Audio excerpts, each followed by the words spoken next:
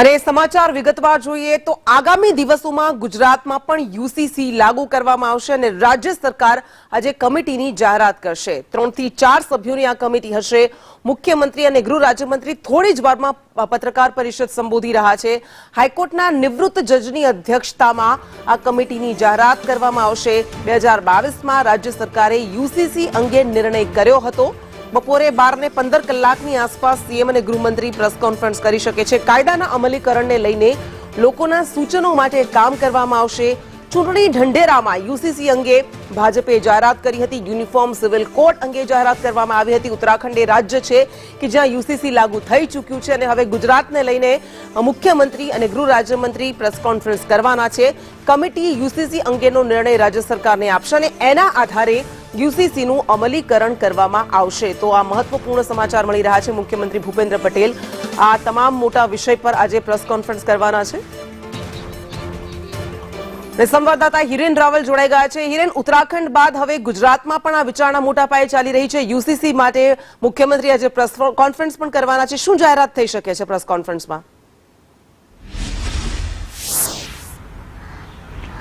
જો રાજ્ય સરકારે ગુજરાત વિધાનસભાની સામાન્ય ચૂંટણી પહેલા એટલે કે ઓક્ટોબર 2022માં આ યુસીસીના સંદર્ભે કમિટી બનાવવાની જાહેરાત કરી હતી। રાજ્ય કેબિનેટે એને મંજૂરી આપી હતી। જો કે ત્યાર પછી કમિટીનું ગઠન કરવામાં નહોતું આવ્યું।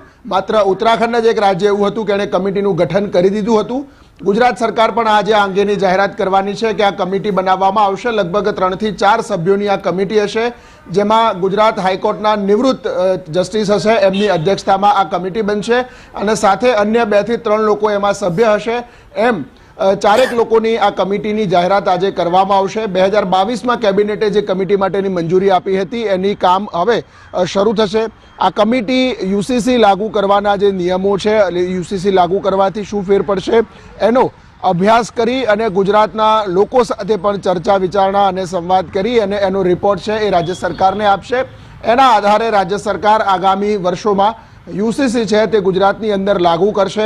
મહત્વનું છે કે 2022માં વિધાનસભાની સામાન્ય ચૂંટણી વખતે ઉત્તરાખંડ સૌથી પહેલું રાજ્ય હતું કે જેણે આ અંગેની કમિટીની જાહેરાત કરી હતી। ત્યાર પછી ગુજરાતે આ કમિટી બનાવવાની જાહેરાત કરી હતી। જો કે ઉત્તરાખંડમાં કમિટી બનાવી અને યુસીસીનું અમલીકરણ શરૂ થઈ ગયું છે, ત્યારે ગુજરાત હવે આ યુસીસી માટેની કમિટી નિવૃત્ત હાઈકોર્ટના જસ્ટિસની અધ્યક્ષતામાં 3 થી 4 સભ્યોની બનાવવાની જાહેરાત આજે કરવા જઈ રહ્યું છે। જી બિલકુલ, આભાર આપનો તમામ વિગત માટે।